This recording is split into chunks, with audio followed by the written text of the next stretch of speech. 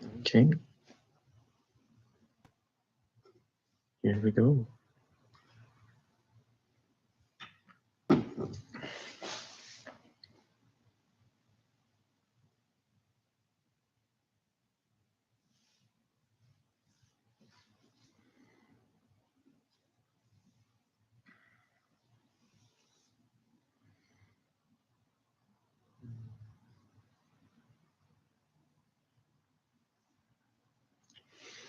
Give it a couple minutes before we get too carried away. This isn't supposed to start until 6, so there's like one more minute.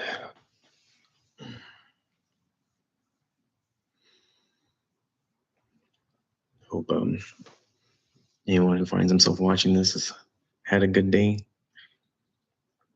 in the process of having a good day, something along those lines.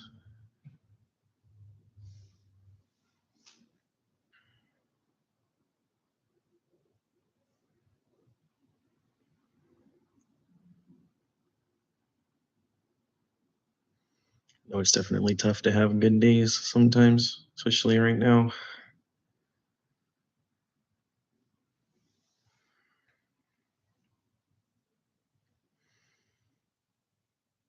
You if you pay a little too much attention these days, it's can be a little taxing.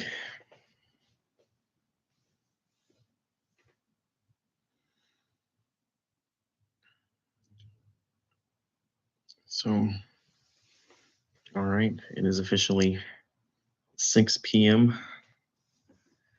So, without further ado, allow me to introduce myself. My name is Anthony Bridges. I am running for Congress in Texas District 32. I am dissatisfied with the result of the political system up to this point, and I want things to change. So that's why I'm here, to be a candidate of change. Um, I have a myriad of ideas of how we could change things in this country. Um, I touched on a lot of well,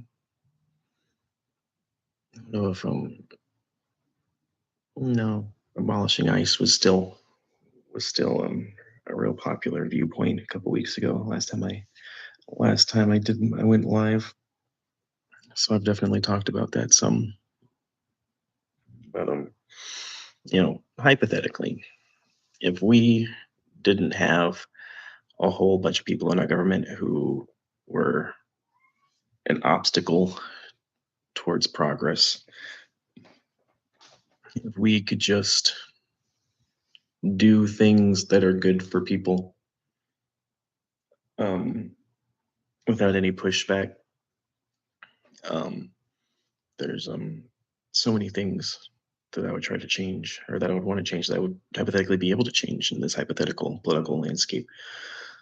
Um, that would just be better. And a lot of it kind of gets falls through the cracks just because there's so many really glaring, in your face problems right now. Like, of course, ICE activity, the sprouting up of all these detention camps they're trying to start up. I don't know if y'all heard, there's a really big one that they're trying to build in Hutchins, Texas. There was a lot of city council meetings and stuff past few days of public outrage, because nobody wants a massive new concentration camp in Texas. We already have plenty, and Prairie Land and Bluebonnet aren't going anywhere. That one they sent the kid to, Dilly's in Texas too. We already have we already have plenty of ICE detention camps in Texas. We don't need any more.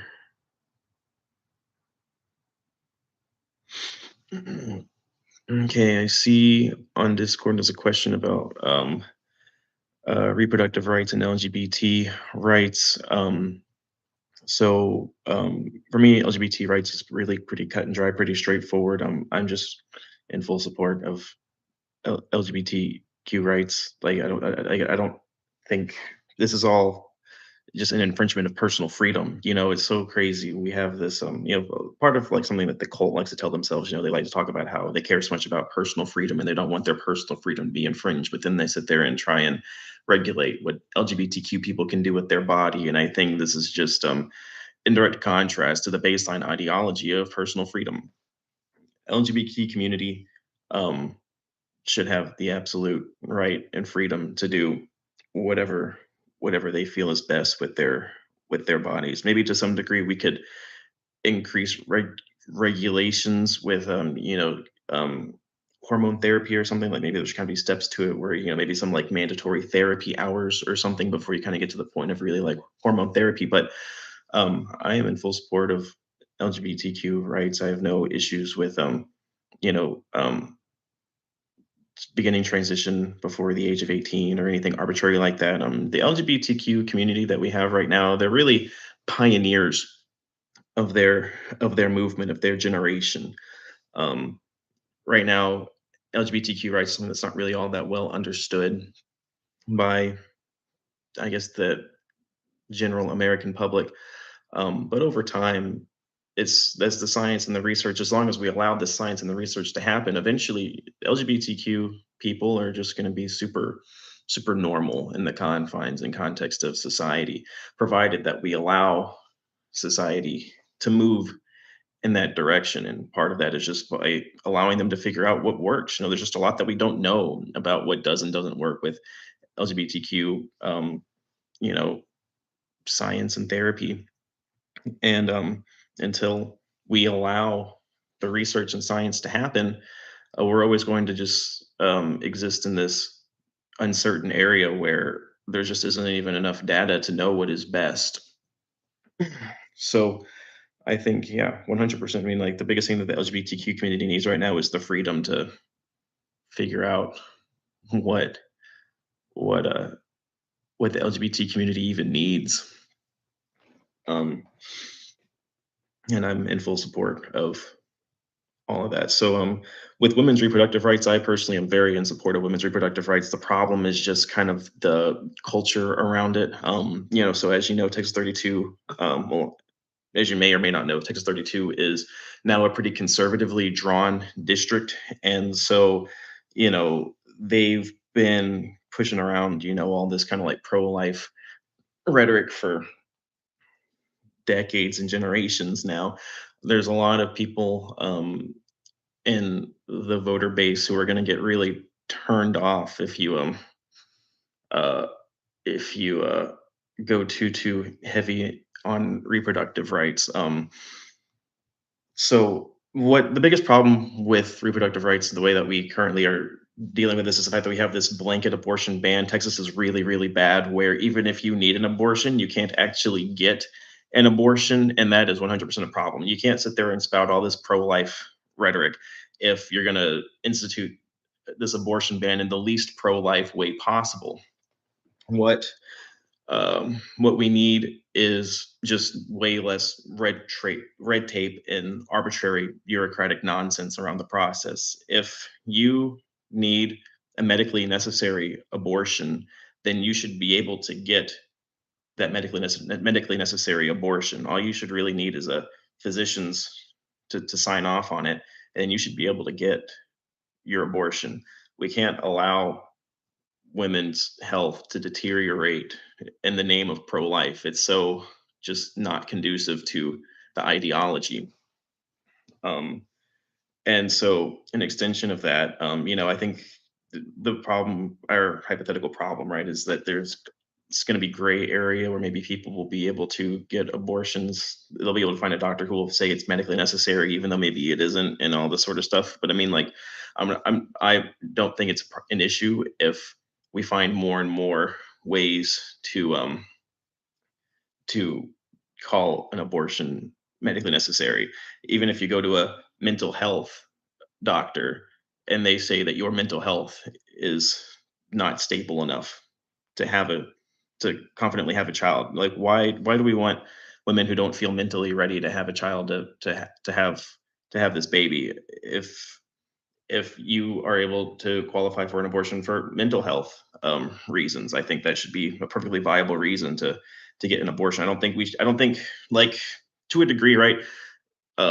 It's important for the state to be pro-life. Like, human life should be a very sacred value to the state. We need to make sure that the sanctity of human life is one of the most important things that we consider whenever we do things. And I think that's just very fundamentally true. The state can't necessarily endorse abortion, but we can't just say that it shouldn't happen, because sometimes it just literally does need to happen. And that gray area is really pretty perfect from a policy standpoint, because the state isn't outright endorsing your right to an abortion, but you still have access to an abortion by way of finding a doctor who's ready to sign off and say that you need one for whatever reason, whether it's medical, whether it's mental health, whatever it is. You find a medical professional who can confirm, like, yep, you need this for whatever reason, and then there's access that works. And so yeah, that's kind of, I think, the perfect compromise for reproductive rights, because um, it's one of those things, right? We're never going to be able to have a society where abortions don't happen. Even in this current, we can have blanket abortion ban across the whole country, but even still, people are going to find illicit ways. We don't want people to go and do coat hanger abortions. It's so medieval. We're supposed to be a civilized society, are we not? Like, if we cultivate a political environment that forces women to resort to these sorts of methods to get an abortion, how is that good? That's absolutely positively not what we should be shooting for. Like, and it's just, it's one of those things where we might be able to stop anybody from having a perfectly safe abortion, but we will never stop abortions altogether. There will always be some. And the fact that we're willing to let women's health deteriorate so much, I think, is very counterintuitive to what we should be trying to accomplish. Yeah, in regards to the new Epstein files, I mean, it's just, oh, really, really rubs me the wrong way. I mean, it's a bunch of stuff that we already knew. Again, I mean, it's just like, do you do you believe women? If you do, then you already knew about all this stuff. Trump has been accused of all this stuff so many times. Epstein's been accused of this stuff so many times. All these other, Elon Musk, uh, Bill Clinton, Bill Gates, Larry Ellison, they're popping up in the files so much. And there's been testimony against these people about the things that they have done, the threats that they have posed to these women and these victims. And it's kind of frustrating, just in the first place, that it's only just now being viewed with any viability. Um, but even more frustrating than that is how much has really not happened. We've gotten all this very disturbing evidence and testimony that's been released, and it's just kind of like, yep, here you go. Here's the proof. We do in fact have this elite pedophile ring that's been running the country for the last 30 years. Any other questions? Like, it's so unreal. We're really starting to The Epstein files is a really glaring proof that these people are playing by their own set of rules. Everything that applies to us does not apply to them. They do whatever they want. There's no consequences. And in regards to Epstein, apparently it's more of the same. Yeah, you want to traffic women. I'm sorry, you want to traffic children, rape them, kill them. Okay, we'll bury the evidence, and then whenever we're forced to release it, we just won't do anything about it. It's it's just it's hard to grasp how far gone it all really is, because you think, well, there's got to be some sort of breaking point with all of this stuff. There's got to be a point where they can't just keep getting away with everything. But I think the Epstein files, I mean, if they get away with this, even still, I mean, they've gotten away with it. I mean, Epstein was first taken what, like 10 years ago now. So even still, they've gotten away with all this for 10 years.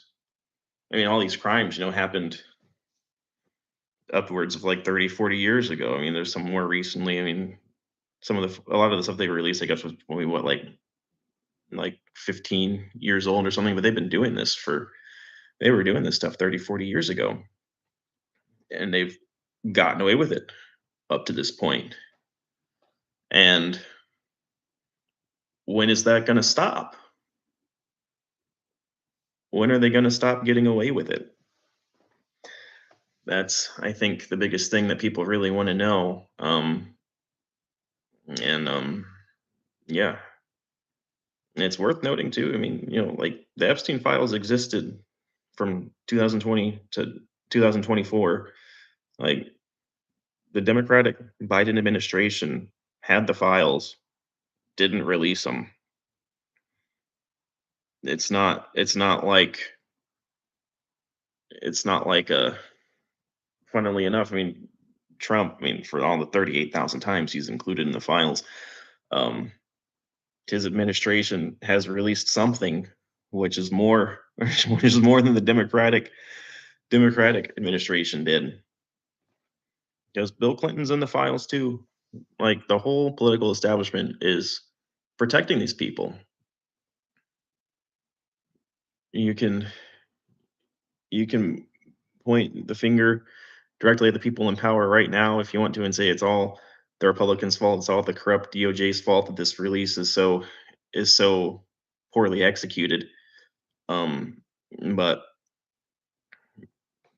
when was the release? Like, why wasn't there a release before Trump came back? Like, why? If I mean, Trump is in the files 38,000 times. If you don't want this guy to be president, why wouldn't you release the Epstein files and expose it to the public? Like this guy is the scum of humanity. This guy is the worst guy maybe ever.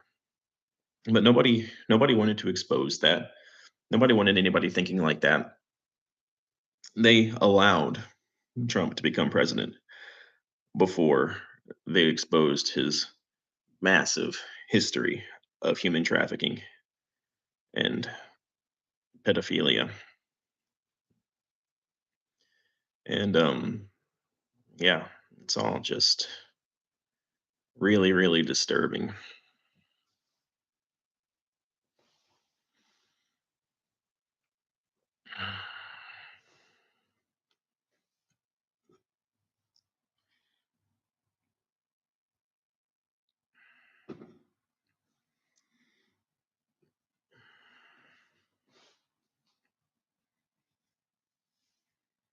Just another example of why step one of everything is impeach, convict, remove. Everybody who's in on this, there's so many people who are in on this, who are continuing to fund things that we know are morally and ethically wrong. What ICE is doing is not right. What Israel is doing is not right. There's so much bipartisan collaboration to increase funding for um, the captivity of, they say, illegal immigrants, but we all know, like, the demographics on that. Only 47% of the people in ICE custody actually have a criminal record. They are just throwing anybody in there. They don't really care. There's all the crazy stories, them randomly arresting cops, which, I mean, cops don't actually make it to detention, but they don't care. I mean, like, they'll greatly inconvenience you. I mean, like, imagine if you just randomly get arrested one day on suspicion of being an illegal immigrant. How would you feel about that? These sorts of casual these sorts of casual you call them inconveniences, I guess. I mean, because if you get arrested on suspicion of being a illegal immigrant, you're able to prove fairly quickly that you're not, and you get released back to your everyday life. It's kind of whatever, but nobody wants to experience that. Nobody wants to have that day. And this is stuff that is happening. This is stuff that will happen to a lot of people, even if you don't necessarily end up making it to detention. But eventually, being a political enemy is going to be the same as being an illegal immigrant. Like, there's going to be a point in time when I'm going to be the most wanted person on the ICE hit list just because I speak out against I speak out against the regime. And yeah, Alex Peretti, Renee Good, domestic terrorists, apparently. What's the only reason the government doesn't call me a domestic terrorist is because they don't necessarily know that I'm over here uh, talking about them. But the second that they start viewing me as a threat is the second that they're going to label me as a domestic terrorist. Why am I a domestic terrorist? Because I speak the truth. They're the biggest thing that they're afraid of more than anything else is the truth.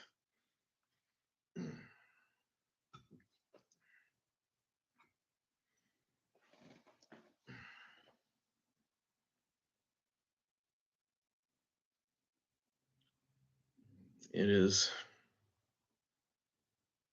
an unprecedented time. Yeah, it is an unprecedented time of corruption in the United States, which is crazy because really we've had a lot of corruption for 250 years, but Trump has really taken it to a new level now. The nationalizing elections. Um, I I was talking to a guy the other day who's into astrology. He was talking about the stars and stuff. Not anything I particularly am too attached to, but I listen. Anyways, he's talking about the stars. So there was a configuration of stars that happened back in back during the American Civil War, and it's a very rare anomaly whenever the stars do this. Um, Apparently, we're about to have a new instance since the American. So this has happened since the American Civil War, but there's about to be a star configuration during that time that's supposed to take place on February 17th, and that's real curious to me uh, as a politician because as you may or may not know, February 17th is the first day of early voting for the first 2026 primaries. So the 2026 primaries starts on February 17th. Why are the stars saying that there's going to be another civil war on February 17th? My little conspiracy theory I've got cooked up is that Trump is actually going to implement the Insurrection Act on February 17th. He's going to cancel the midterms the day that they're supposed to start.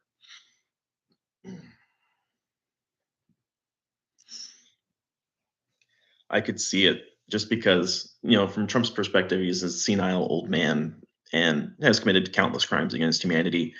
Um, if we saw what happened in Senate District 9 the other day, if Taylor Remitt can flip a ruby red district from plus 17 points Republican to plus 14 points Democrat, that really does not bode well for Trump's ability to maintain his political allies. Um, the 2026 midterm is a very direct threat to Trump's well-being because I mean, it stands to reason. I would hope this is true. No matter what, as long as enough Democrats get elected in the 2026 midterm, Trump should get impeached and convicted for his crimes against humanity, which, yeah, not ideal from Trump's perspective. I know if I was Trump, I wouldn't want that to happen. So what's he going to do? I think he's going to cancel the election. Um, Up to this point, he's been able to do literally whatever the hell that he wants. So you can sit there and say, like, no, he can't do that. Who said? Why not? Who's going to stop him? Nobody stopped him from trafficking children. Nobody stopped him from raping them. Nobody stopped him from killing them. Nobody stopped him from bombing Venezuela, kidnapping the president. Nobody stopped him from militarizing a police force and occupying American cities.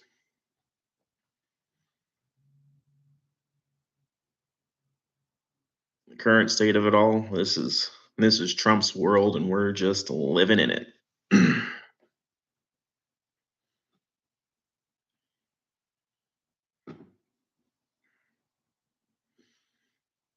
So what do we do if that happens? You know, we I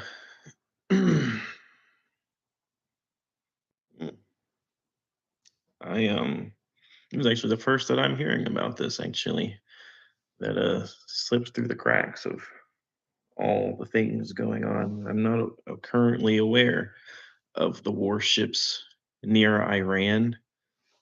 Um, just in general, I don't know too much about what is going on in Iran because there's been a lot of pretty deliberate media blackout around it. I know um, there's some sort of mass uprising in Iran. Supposedly, the government is has killed a lot of civilians during it all.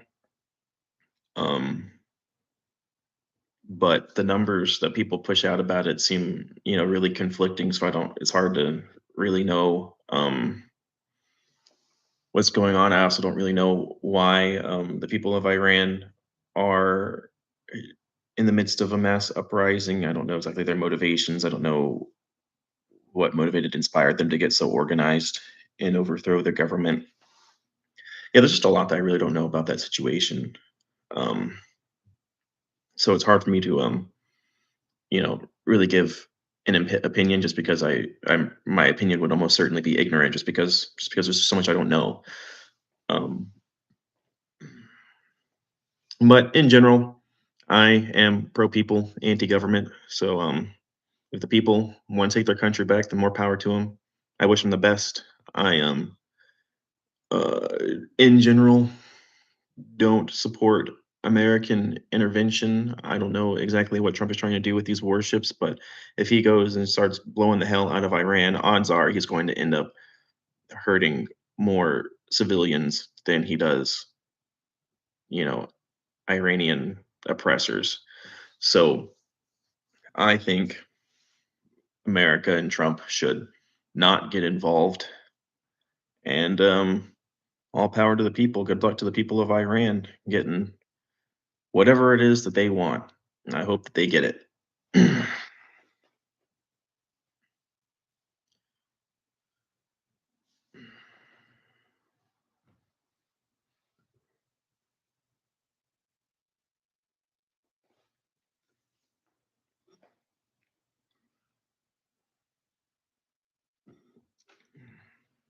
All right.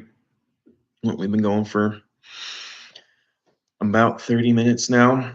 So, barring any last minute questions, we'll probably wrap this up here. Um, but thank you, anyone who came along to listen. Um, you can learn more about the campaign and all that. We have a website, anthonybridges.org. Great place to learn more. The socials, you can find me on Instagram, abridges Texas 32. We have an Act Blue page which you can also find on the website. So if you want to contribute, anthonybridges.org. That's the place to go. Uh, Easiest place to go. And otherwise, find me on find me on social media. And yeah, let's change this. Let's fix this so that we can stop having these insane problems, from bad foreign policy to protection of morally bankrupt elites to rounding people up into camps for no good reason. There's so many things that have reached a very dystopian level that we really need to change. We need to fix. And that's my goal in all this, to advocate for that which is right, advocate for the truth as I understand it, and fix the problems in this country. So thank you for everybody for listening, and I'll see you next time. Adios.